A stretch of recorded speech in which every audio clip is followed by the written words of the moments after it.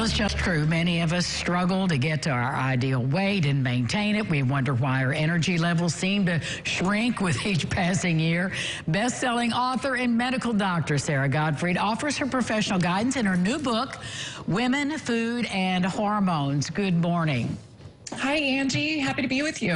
Well, I'm happy to have you as my guest on the show. Now, this is not your first book about hormones. It's not. I've written a few New York Times bestsellers, including The Hormone Cure. And so as you've continued to write about this topic, what are you trying to get the public to understand about how hormones impact our overall health?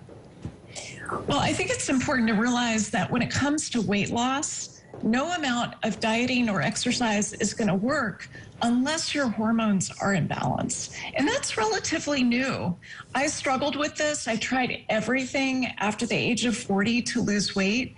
And so I discovered this protocol that really helped me do a ketogenic diet, but to adapt it to women. So in your book, and I read through this, you talk about the Keto Paradox. Tell us about that. Well, the Keto Paradox is the fact that men do so much better on the ketogenic diet than women do. What happens with women is that we just don't lose weight the way that men do. When I first went on keto with my husband 5 years ago, he dropped 20 pounds. I gained weight. Right. And I noticed this in many of my patients too. And so I realized that women need some adaptations. The paradox is that 80% of the research is on men. And it's assumed to apply to women, but it does not. And you would think that would be the most obvious thing in the world. Obviously, we are different, and our hormones are different in every single way. So what do we need to know? How do we find out if our hormones are out of balance? Well, what I offer in the book is a series of questionnaires that I ask every patient that I see in my practice. And these questionnaires allow you to get a sense of whether your hormones are working for you, helping you burn fat, or if they're working against you, forcing you to burn carbohydrates and store fat. Well, once we know that, once we know what's out of whack, and what are some of the steps you're recommending to help us find balance inside our bodies? I recommend 3 steps. So the first step is detoxification, and it's really important to get that in place. That was the missing ingredient for me when I failed keto in the past.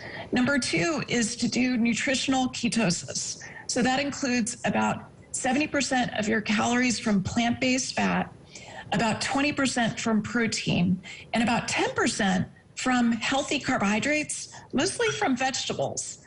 The third part is intermittent fasting, because that allows women to eat more carbohydrates, which we need for our thyroid, we need it for our stress response, and we need it for our sleep.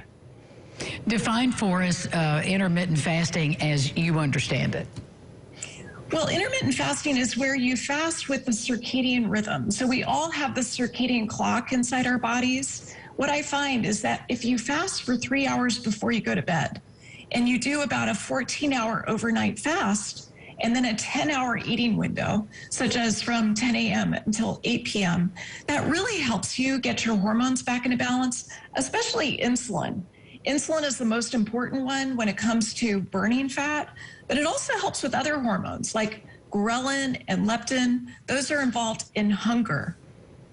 Well, thank you so much for at least whetting our appetite for the book. And the book is Women, Food, and Hormones by Dr. Sarah Gottfried. Thanks for being our guest. Thanks, Angie. More Lifestyles for you right after this. Stay with us.